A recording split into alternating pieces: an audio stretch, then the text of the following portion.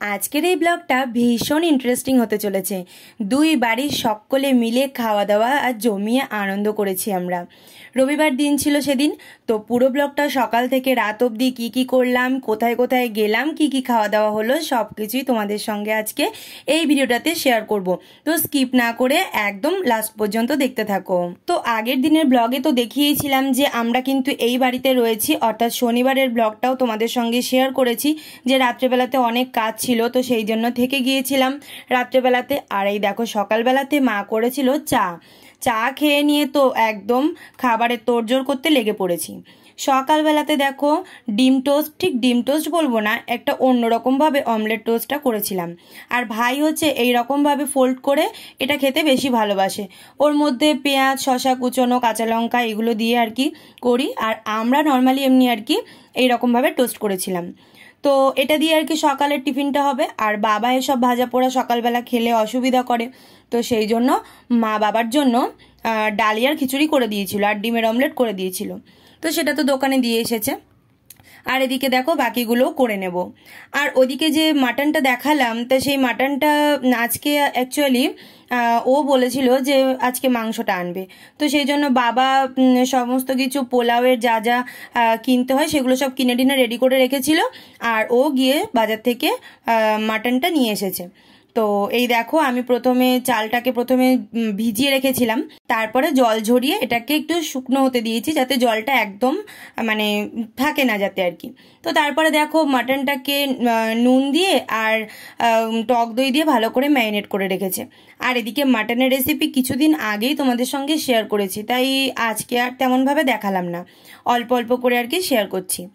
আর ওদিকে বাসমতি চালের পোলাওই আজকে করব। গোবিন্দভোগ চালের পোলাও দিয়ে আমাদের বেশি ভালো লাগে নিরামিষ আলুর দম বা পনিরের কোনো রেসিপি, কিন্তু বাসমতি চালের পোলাও দিয়ে কিন্তু মাটন বা চিকেনের রেসিপিটাই বেশি ভালো লাগে। তো ওদিকে আমি চালটাকে ভালো করে ম্যারিনেশন করে রেখে দিয়েছি, যা যা দিতে হয় আর কি পোলাওতে। যেমন ঘি দিয়েছিলাম, আদা গ্রেট করে দিয়েছিলাম, একটু কালার দিয়েছিলাম, হলুদও দিতে পারো, হলুদও কিছুটা দিয়েছিলাম, আর কামধেনুর কালারও কিছুটা দিয়েছিলাম, আর ঘি তো দিয়েইছিলাম, আর নুন দিয়েছিলাম। এই দিয়ে ভালো করে মেখে রেখেছি। আর ওদিকে মাটনটা দেখে তোমরা তো ভাবছো যে অনেক ঝোল ঝোল, অত ঝোল কিন্তু রাখবো না, হ্যাঁ পরে আর কি আরও 2-3টে সিটি দিয়ে তারপর নামিয়ে দেওয়া হবে। আর সবার শেষে গোটা গরম মশলা বেটে দেওয়া হবে, তাহলে গোটা গরম মশলা বেটে দিলে না তার টেস্টটা বেশি ভালো হয়। তো এই দেখো পোলাওয়ের সঙ্গে মাটনটা একটু কষা কষা হলে খেতেই বেশি ভালো লাগে, একদম পাতলা ঝোলটা হচ্ছে বা গরম ভাতের সঙ্গে খেতে বেশি ভালো লাগে। যাই হোক, তো আমি এদিকে দেখো ঘি আর সাদা তেলটাকে গরম করে নিয়েছি, আর কাজু কিশমিশগুলোকে ভেজে নিয়েছি। আর পোলাও যেভাবে করে আর কি সেইভাবেই করছি। আর পোলাওয়ের জলটা কিন্তু ভীষণই ইম্পর্টেন্ট, মানে জলটা যদি একটু কম বেশি হয়ে যায় না তাহলে পোলাওটা একদম মানে একদম দফা রফা। কারণ বেশি জল পড়ে গেলে তো হয়ে গেল, ঘেটে যাবে, আর যদি কম জল হয় তাহলে সেদ্ধ হবে না, এই একটা জিনিস। তো সেই জন্য তোমাদেরকে সবসময় বলি যখন করবে না চাল যতটা থাকবে তার ডাবল গরম জল অবশ্যই করে ইউজ করবে। তো এদিকে দেখো মাটনও রেডি হয়ে গেছে। আর লাস্টে আর কি বললাম তো গোটা গরম মশলা বেটে দেওয়া হবে। মা ওদিকে স্যালাড কেটে নিচ্ছে, পেঁয়াজ শসা। আর এমনি আমরা টমেটো ফমেটো খেতে ভালো লাগে না, ওই শুধু পেঁয়াজের শসাটাই কাটা হয়। তারপরে মা একটা আম কাটলো, বাবা নিয়ে এসেছিলো। তো আমি তো আঁটি খেতে ভালোবাসি, তো সেই জন্য আঁটিটা আর কি আমি খেলাম। আর আমি তাড়াতাড়ি করে রান্নাবান্না কমপ্লিট করে 2:30 তখন বেজে গিয়েছিল, আমি তখন স্নান করতে চলে গেছি।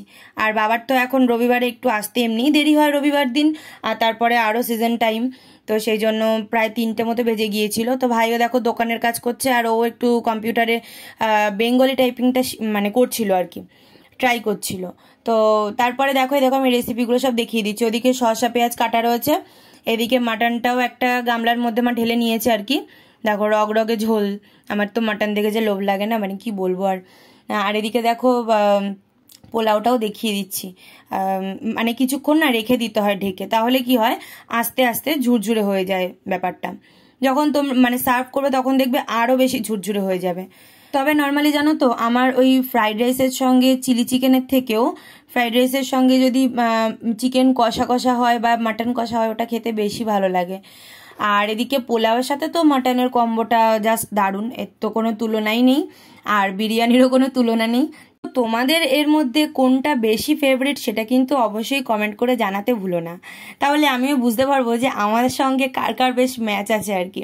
দেখো অনেকেই বলে কি বিরিয়ানি ইজ বিরিয়ানি, বিরিয়ানির কোনো তুলনা নেই, সেটা তো ঠিক কথাই, কিন্তু ফ্রাইড রাইস চিলি চিকেনের থেকে না আমার ফ্রাইড রাইসের মাংসটি বেশি ভালো লাগে।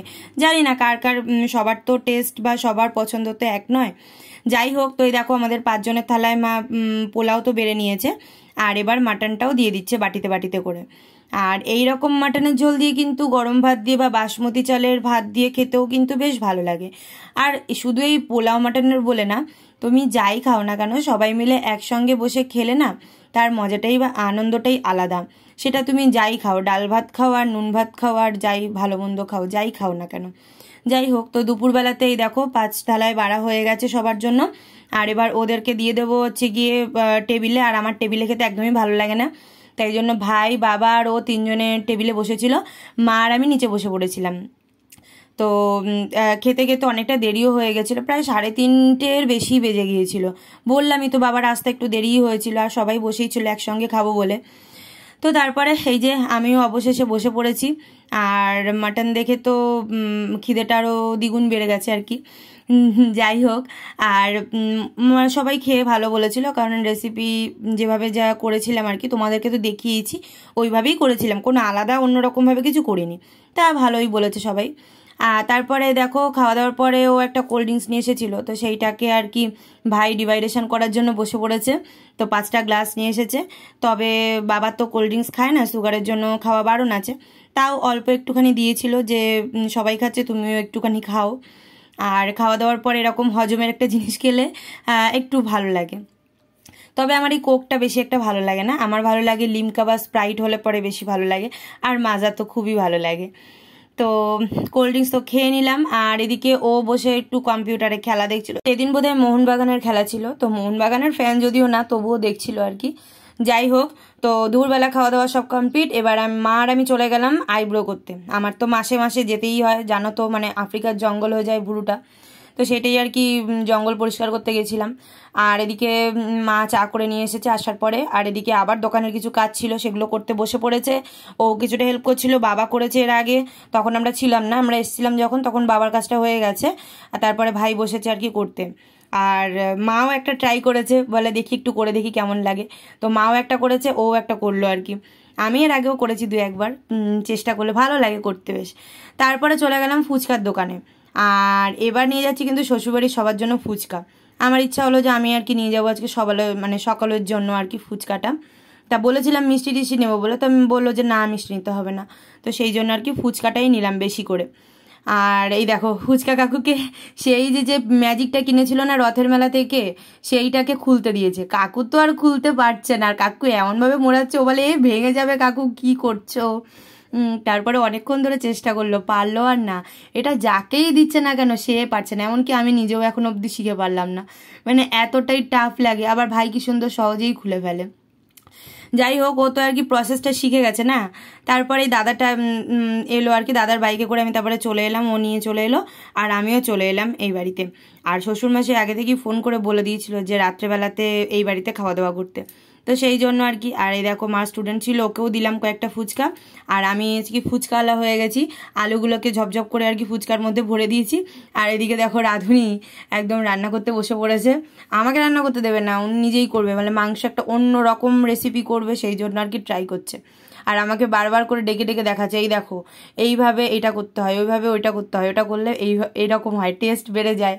আচ্ছা যাই হোক, তো তারপরে দেখো ভাইকে ডাকলাম, ওকেও বলেছিল রাত্রেবেলা খাওয়ার জন্য, তো ফুচকা খেলো আর কি 1-2, আর সবাই খেলো আর কি 1-2 করে। আর আমার ভালো লাগে না অত ফুচকা, মানে টক জল দিয়ে খেলে পরে না অ্যাসিডিটির প্রবলেম হয়, তো সেই জন্য 2টো মতো খেয়েছিলাম শুকনো শুকনো, টক জল আর খাইনি। আর বাবা তো বিশাল খুশি হয়ে গেছে ফুচকা দেখে, বলে অনেক দিন পরে ফুচকা খাচ্ছি। তো যাই হোক, তো দিদার তো খাওয়া বারণ, তো সেই জন্য শুকনো একটা ফুচকা দিয়েছিলাম অনেকক্ষণ পরে, ওষুধ খাওয়ার অনেকক্ষণ পরে একটা ফুচকা দিয়েছিলাম। তারপরেই দেখো এটা কি করছে বলো তো, ভূতের গল্প করছে, কোথায় কোথায় ভূতের এক্সপিরিয়েন্স করেছে, কোথায় কোথায় দেখেছে, কি হয়েছে সেইগুলো আর কি গল্প করছিল। আর আমি তো মনোযোগ সহকারে শুনছিলাম। ভূতের গল্প শুনতে কার না ভালো লাগে বলো তো, হেভি লাগে। তো সেইগুলো মানে এক্সপিরিয়েন্স বলবো না, মানে ওই কোথায় কোথায় কি কি ফিল করেছে সেইগুলো আর কি। আর এখানে মাংসর এই যে জিনিসটা কি হয়েছে বলো তো, মানে মাংসটা কষানোর পরে বেশ কিছুক্ষণ মানে 10 মিনিট মতো আর কি গ্যাসের ফ্লেমটাকে অফ করে রাখতে হবে। তারপরে দেখা যাবে কি মাংসের যে তেলটা আর কি অনায়াসে উপরে বেরিয়ে আসছে। তো সেই তেলটার মধ্যেই মাংসগুলোকে তুলে নিয়ে আবার করে একটু ফ্রাই করতে হবে, তাহলে নাকি মাংসের টেস্টটা বেশি ভালো হয়। তো সেটাই আমাকে শেখালো, আর সত্যিই তাই, মানে অন্যরকম লাগলো আর কি, খেতে ভালোই লাগলো। তো আমি বললাম ঠিক আছে, তাহলে দেখি এরকমভাবে অন্য আরেকদিন ট্রাই করে দেখবো। তো যাই হোক, ওদিকে তো রান্না মোটামুটি কমপ্লিট হয়ে গেছে। আবার করে গল্পের অর্ধেক হয়েছিল, সে অর্ধেক আবার শুরু করেছে। একসঙ্গে তারপর গল্প টল্প হলো। আর ভাই এদিকে সেই ম্যাজিকের ওইটা দিদাকে দেখাচ্ছে। দিদা বুঝতে পারছে না যে কিভাবে কি করতে হবে, আবার দিদার হাতে দিয়েছে যে দেখি তুমি খুলতে পারো কি না। সে খুলতে আর পারছে না, অনেকক্ষণ ধরে ট্রাই করে যাচ্ছে, কেউ খুলতে পারছে না। এটা এমন একটা ট্রিক্স আছে, মানে দেখলে মনে হয় যেন কত সহজ, একবারেই খুলে দেওয়া যাবে, কিন্তু পারা যায় না। যাই হোক, দিদা তো পারেনি। আর এদিকে দেবরজি এসে বলেছে খালি গায়ে ভিডিও তুলেছি বলে বলে কি কি কি করছো, আমি জামাটা পরে আসি। তারপর ওকেও দিয়েছে খুলতে আর কি, ওইটা সেও পারলো না। শেষ পর্যন্ত ভাই তারপরে দেখিয়ে দিয়েছে। আর তারপরে অনেকটা রাত হয়ে যাচ্ছিলো, 11টা বেজে গেছিলো। তারপরে খেতে বসবো আমরা, তো সেই জন্য ভাত বেড়ে দিল। আমার তো এতগুলো ভাত রাত্রেবেলা আমি খাই না। তারপরে তুলে দিয়েছিলাম অর্ধেকের বেশি। তো এই দেখো পটলের একটা রেসিপি করেছিল, ওই পটলের কি জানি না আমি ঠিক রেসিপিটা। আর তারপরে ছিল ডাল। আর মাছ আমার ভালো লাগে না খেতে, তাই মাছের ঝোল খাইনি, শুধু মাছটা নিয়েছিলাম, ওই মাছ দিয়ে দিয়ে ডালটা খেয়েছিলাম। আর তারপরে তো চিকেন ছিল। তো আজকে ভালোই হলো আমার, আর মানে বেশ সারাদিনটা বেশ ভালোই কাটলো আর কি। বেশ রান্নাবান্নার অত ঝামেলা টামেলা থাকলো না, রাত্রে আর রান্না করতে হলো না, শ্বশুরমশাই করে খাওয়ালো। যাই হোক, তো খাওয়া দাওয়া হয়ে গেছে। আর তারপরে এদিকে দেখো দিদাকে দেখাচ্ছিলাম আমার বিয়ের বেনারসির যে পিসটা ছিল, ব্লাউজ পিস, সেটা বানানো হয়নি, তো সেটা বানাবো। তো দিদা আবার দেখাচ্ছে, দিদার একটা এরকম ব্লাউজ পিস দিয়ে ব্লাউজ বানানো আছে, বলে এই দেখো কত সুন্দর, আমার ভীষণ ভালো লেগেছে কালারটা। তো তারপর দেখালো, তারপর গল্প টল্প করে বাড়ি চলে এলাম রাত্রেবেলাতে। আর রাত্রেবেলাতে এসে জামা কাপড় ছেড়ে হাত মুখ ধুয়ে তারপরে গীতা পড়ছিলাম। ও আর আমি অনেকক্ষণ ধরে গীতা পড়ছিলাম, আর গীতার শ্লোকগুলোকে বোঝাচ্ছিল, ও আমাকে বুঝিয়ে বুঝিয়ে দিচ্ছিল আর কি। তো গীতা পড়া তো ডেলি ভালো আর কি। তো তারপরে এই গল্প করতে করতে প্রায় রাত বেজে গেছে 2-2:30 মতো। তারপরে আমরা ঘুমাতে গেছি। এরকম অনেক অনেক দিনই হয়, মানে গল্প করতে করতে অনেকটা রাত হয়ে যায়। যাই হোক, তো ব্লগটা কেমন লাগলো অবশ্যই কিন্তু জানিও। টাটা।